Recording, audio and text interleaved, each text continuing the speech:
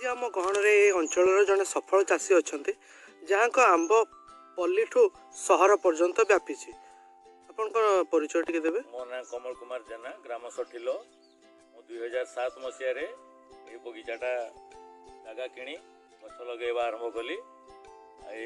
जगह किणवा ये कि मो मो पछरे सुदाम मारांडी जे लाग मिनिस्टर अछंती तांकर प्रचन्न अवदान रही सहायता कर मत सी तापर कृषि विभाग ज्ञान विभाग एमान सहायता नहीं मुझे आरंभ कली। 2007 आरंभ करी 2009 पाखर आंब आस्ते आस्ते बिक्री आरंभ है।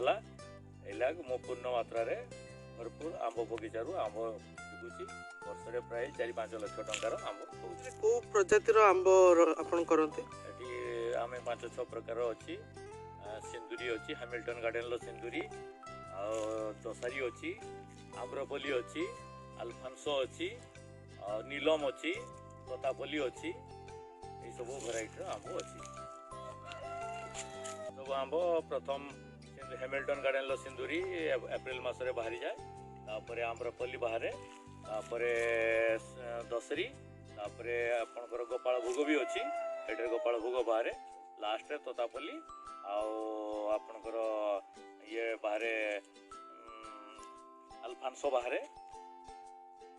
आपनकर ए सब आंब भितरे को आंबर अधिक चाहिदा रहउची? सबुठ अधिक हैमिल्टन गार्डन लो सिंदूरी आंबर चाहिदा अछि। एइटारे फल आसी गलानी। अच्छा, एटा अप्रैल मास 15 सुधा या पाची जीवो। सावित्री अमावस्या पूर्वरु एटा बहुत चाहिदा अछि। 100 टंका लेखा माने आमे व्यापारी को दउछु। खुचरारे से माने नेकी 150 टंका बिकुचंती। आमे लोकल गार्डन ले लोकल लोकन को आमे 70-80 टंका रे दउछु, किंतु आमे व्यापारी को 100 टंका रे मपउ। ए गछटा हला सिंदूरी गछ। सिंदूरी गछ आपण देखंदो एटार चाहिदा बहुत अधिक रहइছে।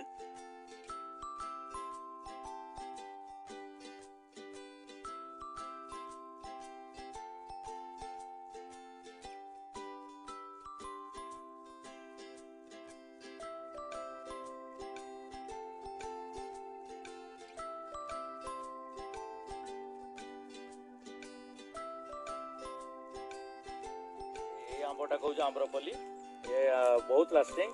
आंबटा पाची गला पर भी 7-8 दिन रही पारिबो। मीठा बहुत, छोट टांकू यार नहीं खाया में बहुत माने स्वादिष्ट।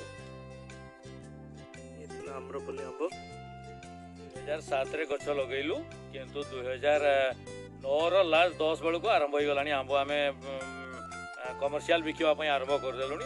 एटा गोटे वेराइटी हला गोपाल भोग एटा केउझर साइड रे बेसी ए आंब बहुत मीठा माने बहुत मीठा जहाँ कह जाए मीठा टाकू कम आउ पूरा मांसल दुईटा 3टा रे किले गोटे प्रजातिर एटा हूँ लेंगड़ा।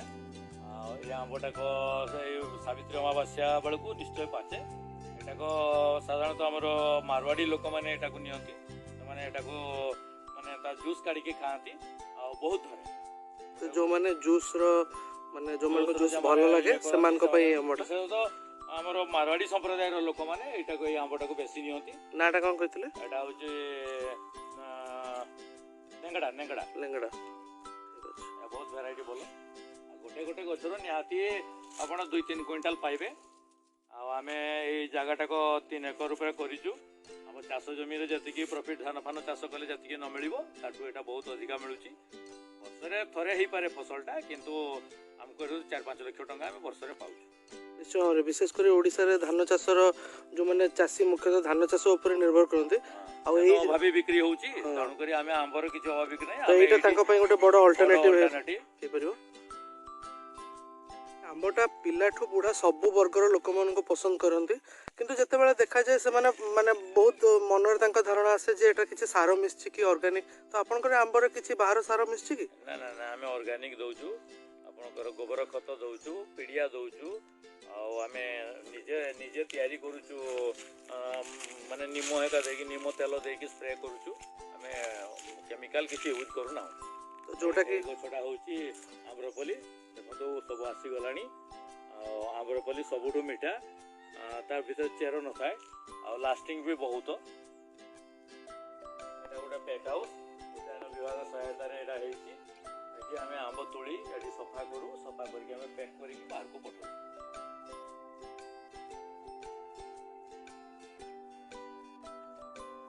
ଆପଣଙ୍କ ଆମ୍ବ ଓଡ଼ିଶାରେ ତ ବହୁତ ଫେମସ୍, ଓଡ଼ିଶା ଛଡ଼ା ଆଉ କୋଉଠି ହଉଥିବ ଓଡ଼ିଶା ଛଡ଼ା ବାହାରକୁ? ପଶ୍ଚିମବଙ୍ଗ ଆଉ ହାଇଦ୍ରାବାଦକୁ ଆମେ ପଠାଉ, ଯେଠି ଆମର ରିଲେଟିଭ୍ ମାନେ ଅଛନ୍ତି ସେମାନଙ୍କ ପାଖକୁ ଆମେ ପଠାଇଦେଲେ ସେମାନେ ସେଠି ତାଙ୍କ ସହାୟତାରେ ସେଠି ଆପଣ ମାର୍କେଟିଂ ହେଇଯାଏ। ଯଦି ମୋର ଏଇ ବଗିଚାର ଭିଡ଼ିଓ ଆପଣମାନଙ୍କୁ ଭଲ ଲାଗିଥାଏ ତେବେ ଆପଣମାନେ ଲାଇକ୍ ଏବଂ ସବସ୍କ୍ରାଇବ୍ କରନ୍ତୁ। ଆମ୍ବ ତେଣିକି ପରିପକ୍ୱ ଅବସ୍ଥା ଯେତେ ଆସି ଯାଉଥିବ ମୁଁ ତେଣିକି ଖୁସି ହେବି ଯେ ଛାଡ଼ିବା ପାଇଁ ନେକ୍ସଟ ଏପିସୋଡ୍ ଆପଣ ନେକ୍ସଟ ଷ୍ଟେପ୍ ଗୁଡ଼ାକ ଆପଣଙ୍କୁ ଜଣାଇବି।